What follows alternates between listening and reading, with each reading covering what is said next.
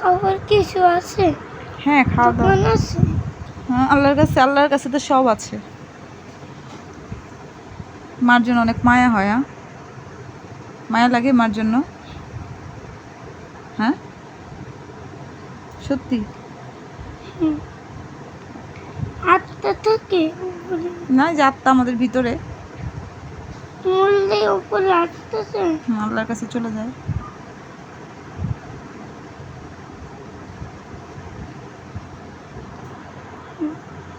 কেন? না। তুমি থাকবে? না। কি করবে তাহলে? না।